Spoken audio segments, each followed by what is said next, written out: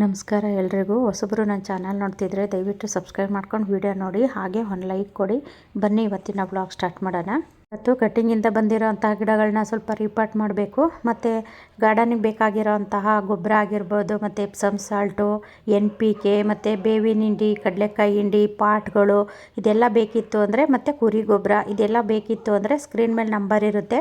ಆ ನಂಬರ್ಗೆ ನೀವು ಗೊಬ್ಬರ ಬೇಕು ಮತ್ತು ಯಾವ ಸೈಜಿನ ಪಾಟ್ಗಳು ಬೇಕು ಇದೆಲ್ಲನೂ ನೀವು ಬುಕ್ ಮಾಡ್ಕೋಬೋದು. ಸ್ಕ್ರೀನ್ ಮೇಲೆ ಇರೋಂತಹ ನಂಬರ್ಗೆ ನೀವು ಬುಕ್ ಮಾಡ್ಬೋದು.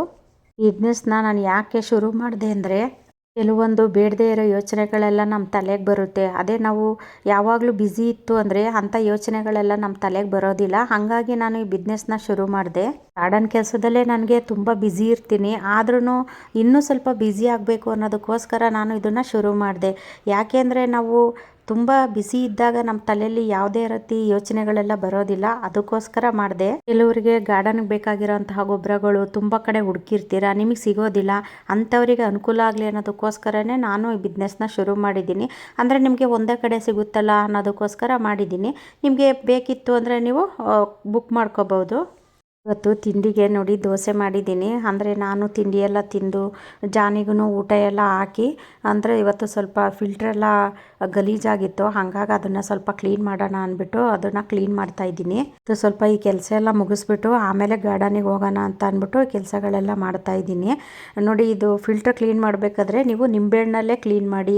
ಈ ಮಾಮೂಲಿ ನಾವು ಪಾತ್ರೆ ತೊಳೆಯೋ ಸೋಪೆಲ್ಲ ಯೂಸ್ ಮಾಡ್ತೀವಲ್ಲ ಅದರಲ್ಲೆಲ್ಲ ಕ್ಲೀನ್ ಮಾಡಬೇಡಿ.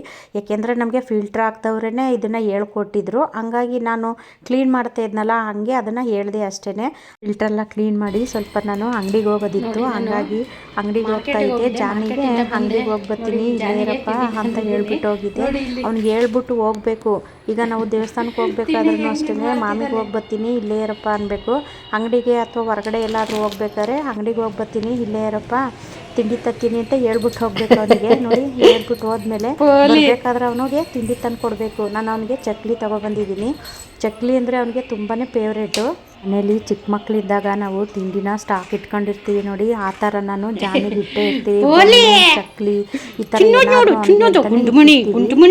ಬಂದ ತಕ್ಷಣ ಅವನಿಗೆ ಏನಾದರೂ ತಿಂಡಿನ ಕೊಡಬೇಕು. ಹೋಲಿ ಚಕ್ಲಿ ತಿಂತಿದ್ದಾನೆ ನೋಡಿ ಕುತ್ಕೊಂಡು. ಪಾಟ್ಗಳನ್ನ ಬುಕ್ ಮಾಡ್ಕೊಂಡಿದ್ರು ನೋಡಿ, ಅವರಿಗೆ ಕೊರಿಯರ್ ಮಾಡಬೇಕಾಗಿತ್ತು, ಹಾಗಾಗಿ ಅದೆಲ್ಲನೂ ಪ್ಯಾಕ್ ಮಾಡ್ತಾಯಿದ್ದೀನಿ. ನೋಡಿ, ಒಂದು ಚೀಲದಲ್ಲಿ ಹಾಕ್ಬಿಟ್ಟು ಅಂದರೆ ಅದನ್ನೆಲ್ಲ ನೀಟಾಗಿ ಕಟ್ಟಿ ಇಡಬೇಕು. ಯಾರಿಗಾದರೂ ಪಾಟ್ ಬೇಕಿತ್ತು ಅಂದರೆ ಸ್ಕ್ರೀನ್ ಮೇಲೆ ನಂಬರ್ ಇರುತ್ತೆ, ಆ ನಂಬರ್ಗೆ ನೀವು ಬುಕ್ ಮಾಡ್ಕೊಳ್ಳಿ. ಗಾರ್ಡನ್ಗೆ ಹೋಗೋಣ ನಡಿ ಅಂದಿದ್ದಕ್ಕೆ ಜಾನಿ ನೋಡಿ ಮೆಟ್ಲು ಮೇಲೆ ಹತ್ತು ಹೋಗ್ತಿದ್ದಾನೆ. ಅದರಲ್ಲೂ ನನ್ನ ಬತ್ತಿದಳೋ ಇಲ್ವೋ ಅಂತ ನೋಡಿ ಹಿಂತಿರುಗಿ ನೋಡೋದು. ಫಸ್ಟ್ ಅವ್ನು ಹೊಟ್ಟೋಗ್ತಾನೆ ಮುಂದೆ, ನಾನು ಬತ್ತಿದ್ದೀನೋ ಇಲ್ವೋ ಅಂತ ಸ್ವಲ್ಪ ದೂರ ಹೋಗೋದು, ಹಿಂದೆ ತಿರುಗಿ ನೋಡೋದು. ಆಮೇಲೆ ನಾನು ಅಲ್ಲಿ ಬತ್ತಿದ್ದೀನಿ ನಡೆಯೋ ಅಂತ ಹೇಳಿದ್ಮೇಲೆ ಆಮೇಲೆ ಹೋಗೋದು. ನೋಡಿ ಮತ್ತೆ ವಾಪಸ್ ಬರ್ತಾ ಇದ್ದಾನೆ. ಅಲ್ಲಿ ನಾನು ಹೋಗಿದ ತಕ್ಷಣವೇ ನೋಡಿ ಇವಾಗ ಗಾರ್ಡನ್ ಒಳಗಡೆ ಹೋದ. ಮನೆ ಕೆಲಸ ಎಲ್ಲ ಮುಗಿಸಿ ನೋಡಿ ಇವತ್ತು ಗಾರ್ಡನಿಗೆ ಬಂದಿರೋದೇ 2 ಗಂಟೆ ಆಗಿದೆ. ಸ್ವಲ್ಪ ಕೆಲಸ ಇದೆ, ಹಾಗಾಗಿ ಸ್ವಲ್ಪ ಬೇಗ ಬೇಗ ಎಲ್ಲ ಕೆಲಸ ಮುಗಿಸೋಣ ಅಂತ ಬಂದಿದ್ದೀನಿ. ಅದರಲ್ಲೂ ತುಂಬಾ ಬಿಸಿಲಿದೆ ನೋಡಿ. ಅಲ್ಲಿ ನೆರಳಿರೋದಕ್ಕೆ ಜಾನಿ ಹೋಗಲ್ಲಿ ನಿಂತಿದ್ದಾನೆ. ಎಷ್ಟೊಂದು ಬಿಸಿಲು ಅಂದರೆ ಕಣ್ಣೇ ಬಿಡೋಕ್ಕಾಗ್ತಾ ಇಲ್ಲ, ಅಷ್ಟೊಂದು ಬಿಸಿಲು ಅಂತ ಕೂತ್ರೆ ಕೆಲಸ ಮಾಡೋಕ್ಕಾಗುತ್ತಾ? ಹಾಗಾಗಿ ಸ್ವಲ್ಪ ಇವತ್ತು ಕೆಲಸ ಮಾಡೋಣ ಅಂತ ಬಂದಿದ್ದೀನಿ. ನೋಡಿ, ಇದು ಸೇವಂತಿಗೆ ಗಿಡ ಅಂದರೆ ನಾನು ಕಟಿಂಗ್ ಇಟ್ಟಿದ್ದು, ಅದೆಲ್ಲ ಸ್ವಲ್ಪ ದೊಡ್ಡದಾಗಿದೆ. ಹಾಗಾಗಿ ಇವತ್ತು ಅದನ್ನು ತೆಗೆದು ಬೇರೆ ಪಾಟ್ಗೆ ರೀಪಾಟ್ ಮಾಡೋಣ ಅಂತ ಮಾಡ್ತಾಯಿದ್ದೀನಿ. ಇದು ಕವರಲ್ಲಿ ಇಟ್ಟಿದ್ದೆ ನಾನು, ಆ ಕವರು ಎಲ್ಲ ಹರಿದೋದಂಗಾಗಿದೆ. ಹಾಗಾಗಿ ನಾನು ಬೇರೆ ಇನ್ನೊಂದು ನರ್ಸರಿ ಕವರ್ ಇರುತ್ತೆ ನೋಡಿ ದೊಡ್ಡದು, ಅದರಲ್ಲಿ ಇಡೋಣ ಅಂತ ಇಡ್ತಾಯಿದ್ದೀನಿ. ಅಂದರೆ ಒಂದು ಕೈಲಿ ಫೋನ್ ಇದೆ, ಒಂದು ಕೈಲಿ ಕೆಲಸ ಮಾಡ್ತಾಯಿದ್ದೀನಿ. ಹಾಗಾಗಿ ಅದು ರೀಪಾಟ್ ಮಾಡೋದನ್ನು ತೋರ್ಸೋಕ್ಕಾಗಿಲ್ಲ. ಅಂದರೆ ಅದು ಕೈನಲ್ಲಿ ಮಾತ್ರ ಅದನ್ನು ತೆಗಿಯೋದು ತೋರಿಸಿದ್ದೀನಿ ಅಷ್ಟೇ. ಆ ಒಂದರಲ್ಲೇ 2 ಕಲರ್ ಇತ್ತು, ಒಂದು ಪರ್ಪಲ್ಲು ಒಂದು ಕಲರ್ ಇತ್ತು. ಹಾಗಾಗಿ ಅದೆರಡನ್ನೂ ಡಿವೈಡ್ ಮಾಡಿದ್ದೀನಿ. ಇದನ್ನು ಅಷ್ಟೇ ಕಟಿಂಗ್ ಇಟ್ಟಿದ್ದು. ಇನ್ನು ಇದು ಪನ್ನೀರ್ ಪತ್ರೆ, ಇದನ್ನು ಅಷ್ಟೇ ಕಟಿಂಗ್ ಇಟ್ಟಿದೆ. ಆವಾಗ ಮಳೆ ತುಂಬ ಜೋರು ಮಳೆ ಹಿಡ್ಕೊಂಡಾಗ ಈ ಥರದ್ದು 2 ದೊಡ್ಡ ಗಿಡ ಇತ್ತು ನೋಡಿ. ಅಂದರೆ ರೆಗ್ಯುಲರಾಗಿ ನಾನು ವಿಡಿಯೋ ನೋಡೋರಿಗೆ ಗೊತ್ತಿರುತ್ತೆ, ಅದು ಗಿಡ ಒಣಗೋದಂಗಾಗಿತ್ತು. ಹಾಗಾಗಿ ನಾನು ಇದನ್ನು ಕಟಿಂಗ್ ಇಟ್ಟೆ. ಆ ಗಿಡ ಸಾಯುತ್ತೆ ಅಂತ ನಮಗೆ ಗೊತ್ತಾದಾಗ ಅದು ಸ್ವಲ್ಪ ನಾವು ಕಟಿಂಗೆಲ್ಲ ಬೇರೆ ಎಕ್ಸ್ಟ್ರಾ ಕಟಿಂಗ್ಗಳನ್ನ ಇಟ್ಕೊಳ್ತು ಅಂದರೆ ನಮಗೆ ಈ ಥರ ಸಸಿಗಳೆಲ್ಲನೂ ಆಗುತ್ತೆ. ನಾನು ಅದೇ ಕೆಲಸನೇ ಮಾಡಿದ್ದು. ಫಸ್ಟ್ಗೆ ನಾನು ಈ ಗಿಡ ಸಾಯುತ್ತೆ ಅಂತ ನಮಗೆ ಗೊತ್ತಾಗುತ್ತಲ್ಲ, ಆವಾಗ ನಾವು ಸುಮಾರು ಕಟಿಂಗ್ ಎಲ್ಲ ತೆಗೆದು ಇಟ್ಬಿಡಬೇಕು. ಆವಾಗ ಇಟ್ಟಿದ್ದಕ್ಕೆ ನೋಡಿ ಇಷ್ಟು ಚೆನ್ನಾಗಿ ಇವಾಗ ಎಷ್ಟೊಂದು ಚೆನ್ನಾಗಿ ಬಂದಿದೆ ನೋಡಿ. ಅದರಲ್ಲೂ ಬುಷಿಯಾಗಿ ಬಂದಿದೆ.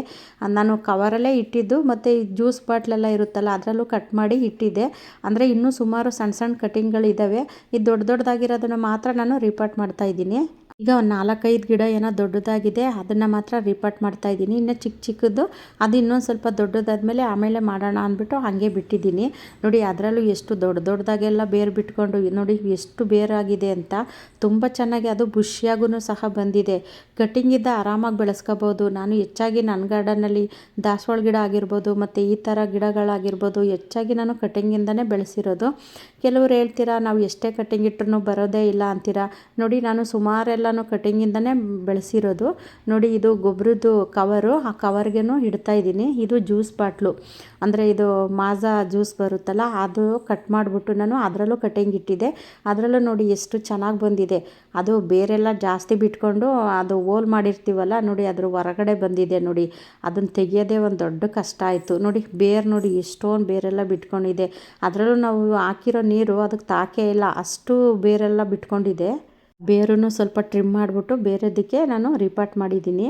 ಸ್ವಲ್ಪ ಸ್ಟ್ರಾಬೆರಿ ಗಿಡನೂ ಇತ್ತು, ಅದನ್ನು ಬೇರೆದಕ್ಕೆ ಶಿಫ್ಟ್ ಮಾಡೋಣ ಅಂದ್ಬಿಟ್ಟು ನೋಡಿ ಈ ಥರ ಬಾಕ್ಸ್ಗಳು ನಮ್ಮ ಯಜಮಾನ್ರು ತಂದಿದ್ರು. ಸುಮ್ಮನೆ ಅದನ್ನು ಯಾಕೆ ವೇಸ್ಟ್ ಮಾಡಬೇಕು ಅಂದ್ಬಿಟ್ಟು ಅದಕ್ಕೂ ಸ್ವಲ್ಪ ಮಣ್ಣೆಲ್ಲನೂ ತುಂಬಿಸ್ಬಿಟ್ಟು ಈ ಸ್ಟ್ರಾಬೆರಿನ ಅದರಲ್ಲಿ ಇಡ್ತಾಯಿದ್ದೀನಿ. ಈ ಸ್ಟ್ರಾಬೆರಿ ಗಿಡ ಅಂತೂ ಜಾಸ್ತಿ ಆಳವಾಗೇನು ಬೇರು ಬಿಟ್ಕೊಳೋದಿಲ್ಲ, ಹಂಗಾಗಿ ಅದರಲ್ಲಿ ಇಡ್ತಿದ್ದೀನಿ. ಯಾಕೆಂದರೆ ಅದರಲ್ಲಿ ಹಣ್ಣು ಬಿಟ್ಟಾಗೂ ಅದು ಬಾಕ್ಸಿಂದ ಹೊರಗಡೆ ಇದ್ದಾಗ ನೋಡೋಕ್ಕೂ ಚೆನ್ನಾಗಿರುತ್ತೆ ಅಂದ್ಬಿಟ್ಟು ನಾನು ಈ 3 ಬಾಕ್ಸಲ್ಲಿ ಇಟ್ಟಿದ್ದೀನಿ. ನೋಡಿ ಎಷ್ಟು ಚೆನ್ನಾಗಿ ಕಾಣಿಸ್ತಾ ಇದೆ ಅಂತ. ಯಾವುದೇ ಒಂದು ಗಿಡ ಆದರೂ ಅಷ್ಟೇ, ಅದು ಸತ್ತೋಗುತ್ತೆ ಅಂತ ಗೊತ್ತಾಗುತ್ತಲ್ವ, ಆವಾಗ ಅದರಿಂದ ಕಟ್ಟಿಂಗ್ ತೆಗೆದು ಬೇರೆ ಇಟ್ಬಿಡಿ. ಆವಾಗ ನಾವು ಅದು ದೊಡ್ಡ ಗಿಡ ಹೋದ್ರೂ ನಾವು ಅದರಿಂದ ಕಟ್ಟಿಂಗಿಂದ ಎಷ್ಟೊಂದು ಗಿಡಗಳೆಲ್ಲ ಮಾಡ್ಕೋಬೋದು. ನಾನು ಇದೇ ರೀತಿಯೇ ಹೆಚ್ಚಾಗಿ ಮಾಡ್ಕೊಂಡಿರೋದು. ಯೆಲ್ಲೋ ಕಲರ್ ಸೇವಂತಿಗೆ ಇದೆಯಲ್ಲ ಅದನ್ನು ಅಷ್ಟೇ ನಾನು ನರ್ಸರಿಯಿಂದ ಕಟ್ಟಿಂಗ್ ತೊಗೊಬಂದು ಇಟ್ಟೇನೆ ನಾನು ಅಷ್ಟು ದೊಡ್ಡ ಗಿಡ ಮಾಡ್ಕೊಂಡಿರೋದು. ನೋಡಿ ಇವು ಪನ್ನೀರ್ ಪತ್ರೆ 4 ಗಿಡನ ರಿಪಾರ್ಟ್ ಮಾಡಿದ್ದೀನಿ. ಸ್ಟ್ರಾಬೆರಿ ಗಿಡದಲ್ಲಿ ಒಂದು 2-3 ಹಣ್ಣು ಬಿಟ್ಟಿತ್ತು, ಅಂದರೆ ಟೇಸ್ಟೂ ತುಂಬ ಚೆನ್ನಾಗಿರುತ್ತೆ. ಸ್ಟ್ರಾಬೆರಿ ಹಣ್ಣು ಬಿಡೋದಕ್ಕೆ ಇದು ಸೀಸನ್ನು, ಡಿಸೆಂಬರ್ ತಿಂಗಳಲ್ಲೇ ಅದು ಹಣ್ಣು ಸ್ಟಾರ್ಟ್ ಆಗೋದು. ಹಾಗಾಗಿ ನಾನು ಅದನ್ನು ಬೇರೆದಕ್ಕೆಲ್ಲನೂ ರಿಪಾರ್ಟ್ ಮಾಡಿದ್ದೀನಿ. ಇನ್ನು ಇದು ನೋಡಿ, ಅಂದರೆ ಸೇವಂತಿಗೆ ಗಿಡದ ಪಾಟಲ್ಲಿ ನಾನು ಹೀರೆಕಾಯಿ ಬೀಜನ ಇಟ್ಟಿದ್ದೆ, ಅದು ತುಂಬ ಚೆನ್ನಾಗಿ ಬಂದಿದೆ ಸಸಿಗಳೆಲ್ಲ. ಅದು ಇಲಿಗಳಿಗೆ ಈ ಸೈಡ್ ಕಾಣಿಸಿಲ್ವೇನೋ ಹಾಗಾಗಿ ಇದನ್ನು ಬಿಟ್ಟಿದ್ದಾವೆ. ಆ ಸೈಡೆಲ್ಲ ಎಲ್ಲನೂ ತಿಂದಾಕ್ಬಿಟ್ಟಿತ್ತು, ಹಾಗಾಗಿ ಇದನ್ನೆಲ್ಲ ತೆಗೆದು ಬೇರೆದಕ್ಕೆ ಶಿಫ್ಟ್ ಮಾಡ್ತಾ ಇದ್ದೀನಿ. ಈ ಬೇಸನ್ನಲ್ಲಿ ಹೀರೆಕಾಯಿ ಬೀಜ ಮತ್ತು ಸಬ್ಸಿಗೆ ಸೊಪ್ಪಿನ ಬೀಜ ಎಲ್ಲ ಹಾಕಿದ್ದೆ. ಸಬ್ಸಿಗೆ ಸೊಪ್ಪೆಲ್ಲ ತುಂಬ ಚೆನ್ನಾಗಿ ಬಂದಿತ್ತು, ಮತ್ತು ಆ ಹೀರೆಕಾಯಿ ಬೀಜನೂ ಸಹ ಮೊಳಕೆ ಆದಂಗೆಲ್ಲ ತಿಂದಾಕ್ಬಿಟ್ಟಿದ್ದಾವೆ. ಈ ಸೊಪ್ಪನ್ನು ಅರ್ಧ ತಿಂದಾಕ್ಬಿಟ್ಟಿದೆ, ಹಂಗಾಗಿ ಅದು ಇಲಿ ಎಲ್ಲನೂ ಓಡಿಸಿದ್ವಿ, ಮತ್ತು ಜಾನಿನೂ ಅದೆಲ್ಲ ಹಿಡ್ದು ಸಾಯಿಸ್ದ. ಹಂಗಾಗಿ ಇವಾಗ ಸ್ವಲ್ಪ ಚೆನ್ನಾಗಿ ಬರ್ತಾ ಇದೆ. ಇದೇ ಬೇಸನ್ಗೆ ನಾನು ಆ ಹೀರೆಕಾಯಿ ಸಸಿಗಳೆಲ್ಲನೂ ಇಟ್ಟಿದ್ದೀನಿ. ಇನ್ನು ನೋಡಿ ಇದು ಕುಂಬಳಕಾಯಿ ಸಸಿ, ಅಂದರೆ ನಾನು ಆ ಸೇವಂತಿಗೆ ಗಿಡದಲ್ಲೇ ಇಟ್ಟಿದ್ದೆ.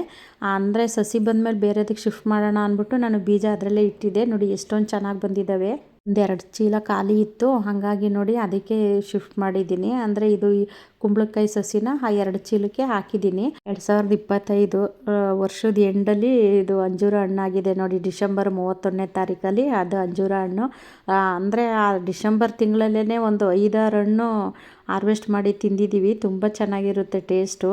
ಅಂದರೆ ನೋಡಿ ಇದು ಲಾಸ್ಟು, ಇನ್ನು ಹೊಸ ವರ್ಷಕ್ಕೆ ಈಗ ಈ ವರ್ಷ ಅಂದರೆ 26ನೇ ಇಸ್ವಿಗೆ ಇನ್ನೆಷ್ಟು ಹಣ್ಣು ಬಿಡುತ್ತೋ ನೋಡಬೇಕು. ನೋಡಿ ಅದು ಹಾರ್ವೆಸ್ಟ್ ಮಾಡ್ತಾಯಿದ್ದೀನಿ. ನೋಡಿ ತುಂಬ ಚೆನ್ನಾಗಂತೂ ಟೇಸ್ಟ್ ಅಂತೂ ಚೆನ್ನಾಗಿರುತ್ತೆ ಅಂಜೂರ ಹಣ್ಣು. ಅದರಲ್ಲೂ ಆರೋಗ್ಯಕ್ಕಂತೂ ತುಂಬಾ ಒಳ್ಳೆಯದು. ಈ ಅಂಜೂರ ತಿನ್ನೋದ್ರಿಂದ ನಮ್ಮ ಮೈಯಲ್ಲಿ ಬ್ಲಡ್ ಅನ್ನೋದು ಹೆಚ್ಚು ಉತ್ಪತ್ತಿ ಆಗುತ್ತೆ. ಯಾಕೆ ಟೈಮು ನಾವು ಗಾರ್ಡನ್ಗೆ ಹೋಯ್ತು ಅಂದರೆ ಸಾಕು, ಸೀಬೆಹಣ್ಣಿನ ಸ್ಮೆಲ್ಲಂತೂ ಘಮ ಘಮ ಅಂತಿರುತ್ತೆ. ಸೀಬೆಹಣ್ಣು ಹಾರ್ವೆಸ್ಟಿಗೆ ಬಂದಿದೆ. ಅಂದರೆ ಈ ಹಳೆ ವರ್ಷದಲ್ಲಿ ಹಾರ್ವೆಸ್ಟ್ ಮಾಡೋದು ಬೇಡ, ಹೊಸ ವರ್ಷಕ್ಕೆ ಹಾರ್ವೆಸ್ಟ್ ಮಾಡೋಣ ಅಂದ್ಬಿಟ್ಟು ನಾನು ಹಾಗೆ ಬಿಟ್ಟಿದ್ದೀನಿ. ಈ ವರ್ಷ ಅಂದರೆ 2026ನೇ ಇಸ್ವಿನಲ್ಲಿ ಹಾರ್ವೆಸ್ಟ್ ಮಾಡೋಣ ಅಂತ ಹಾಗೆ ಬಿಟ್ಟಿದ್ದೀನಿ. ಆದರೂ ಸೀಬೆಹಣ್ಣಿನ ಗಿಡದಲ್ಲಿ ಒಂದು 4-5 ಹಣ್ಣಾಗಿತ್ತು, ಅದನ್ನು ಹಾರ್ವೆಸ್ಟ್ ಮಾಡಿ ತಿಂದಿದ್ದೀವಿ. ಇನ್ನೂ ಒಂದು 2-3 ಹಾರ್ವೆಸ್ಟ್ಗೇನೋ ಬಂದಿದೆ, ಹಾಗೆ ಬಿಟ್ಟಿದ್ದೀನಿ ಈ ವರ್ಷದಲ್ಲಿ ಹಾರ್ವೆಸ್ಟ್ ಮಾಡೋಣ ಅಂತ. ನಲ್ಲಿ ಪಕ್ಷಿಗಳ ಸೌಂಡ್ ಕೇಳಿಸ್ಕೊಂಡು ನಾವು ಬೆಳೆದಿರೋ ಅಂಥ ಹಣ್ಣನ್ನು ಹಾರ್ವೆಸ್ಟ್ ಮಾಡಿ ಈ ಥರ ತಿನ್ನೋದ್ರಲ್ಲಿ ಇರೋ ಅಂತಹ ಖುಷಿ, ಆ ಖುಷಿನೇ ಬೇರೆ. ಏನು ಬೇಕಪ್ಪ, ಏನು ತಿಂತೀಯಾ? ಕೋ ಕೋ ತಗೋ ತ ಇಲ್ಲಿ ಬೇಡವಾ ಬೇಡವಂತ ಅವನಿಗೆ. ನೀನು ತಿನ್ನಲ್ಲ ತಾನೆ, ಇನ್ನೇನಕ್ಕೆ ಹೋಗು.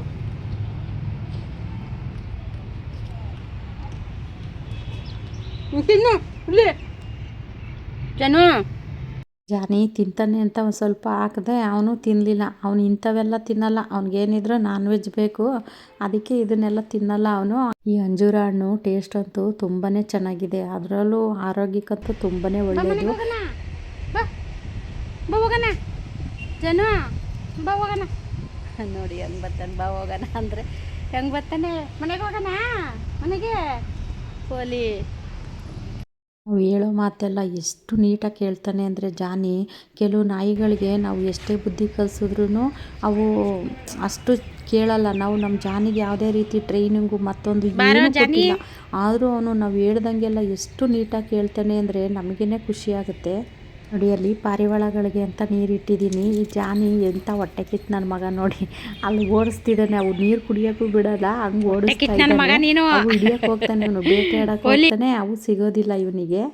ಈ ಸಂಜೆ ಎಲ್ಲ ಕೆಲಸ ಮುಗೀತು, ಗಾರ್ಡನಲ್ಲಿ ಮುಗಿಸ್ಬಿಟ್ಟು ಮನೆಗೆ ಹೋಗ್ತಾ ಇದ್ದೀವಿ. ಅವನು ಮೆಟ್ಲು ಇಳಿದು ನೋಡ್ತಾನೆ ನಾನು ಬತ್ತಿದ್ದೀನೋ ಇಲ್ವೋ ಅಂತ. ನೋಡಿ ಅಲ್ಲಿ ಹಿಂದೆ ತಿರುಗಿ ನೋಡ್ತಾನೆ, ಬರ್ತಾ ಇದ್ದೀನಿ ನಡಿಯಪ್ಪ ಅಂದರೆ ಆಮೇಲೆ ಅವನು ಮುಂದೆ ಹೋಗ್ತಾನೆ. ಮುಂದೆ ಹೋಗ್ಬಿಟ್ಟು ಅಲ್ಲಿ ಡೋರ್ ಹತ್ರನೂ ಅಷ್ಟೇ ಅಲ್ಲಿ ನಿಂತ್ಕೋತಾನೆ. ಫಸ್ಟು ಮುಂದೆ ಅವನಿರಬೇಕು, ನಾನು ಡೋರ್ ತೆಗೆದಿದ ತಕ್ಷಣ ಫಸ್ಟಿಗೆ ಅವನು ಒಳಗೆ ಹೋಗಬೇಕು.